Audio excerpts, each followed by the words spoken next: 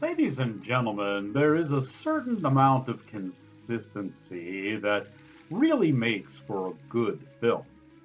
If you counteract your main theme, odds are you're going to trip up somewhere along the line. Not saying it can't be done, but it really takes a special level of writing and probably a whole lot of technical things to make that work. It's rare, very, very rare. Tonight's lesson plan involves a film that goes 80 minutes in claiming that something is very, very bad when men do it. And then in the last 10 minutes, it says, this is okay when women do it.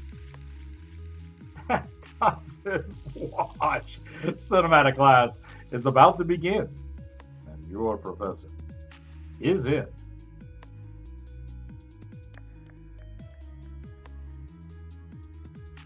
Greetings, salutations, and other sundry affair.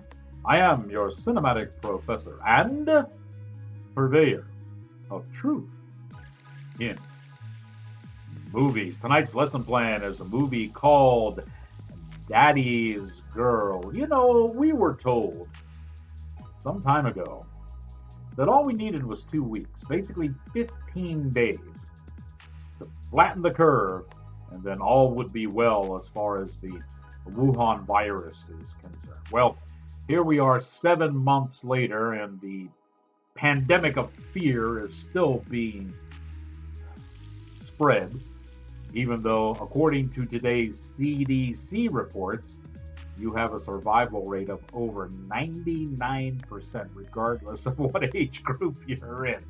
And this has hurt an awful lot of businesses, but probably one of the most hard hit is the film industry.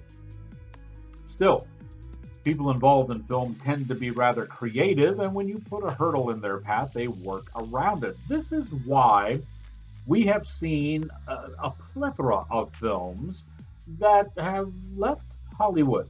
In fact, many have left the United States and are filming elsewhere. Over the last few months, I've told you about films made in Turkey and New Zealand, obviously Vancouver. This one comes from Tbilisi, and I hope I said that right. It's in the Republic of Georgia. That's primarily an American film. There were all American actors in it, but they went and filmed it over in the Republic of Georgia. Probably saved a lot on production costs working over there, and they were still able to get their film out. As I said in the teaser, this movie contradicts itself, and what actually happens in this, up until the ending, you have a rather mundane thriller. Okay? When the ending comes along, it ruins the mundane thriller.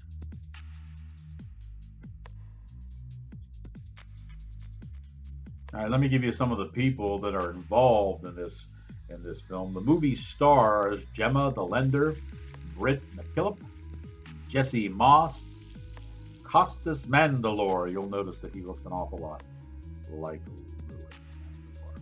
Same build, same face, same actions. It was written by Tim Holden.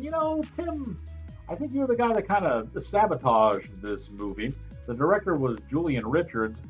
First, the movie starts off with a very uncomfortable theme or mode, and that is an incestuous relationship between the main killer and his daughter. Technically, it's his stepdaughter, but the bottom line that he's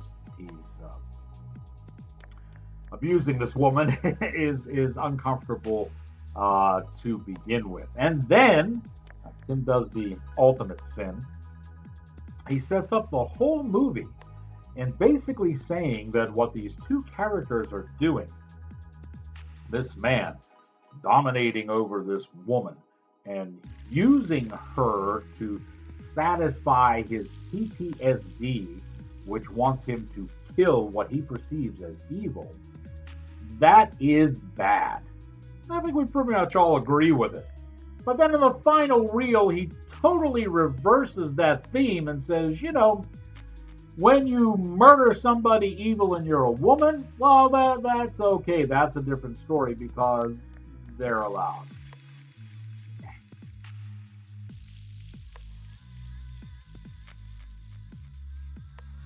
So, what we have in Daddy's Girl is a movie that starts off with a very edgy theme, and instead of being able to treat that theme with, a very mature and a very adult mien, it slips into a mundane psycho killer and then sabotages itself by totally reversing its moral and the ending of the fable with the concluding reel. As a result, Daddy's Girl turns out to be pretty much a hot mess and probably not something you really want to spend a whole lot of your entertainment dollar on, unless, of course, you happen to like the Mandalores and you want to see Costas in this one. Now that you have learned what you have learned, here endeth your lesson.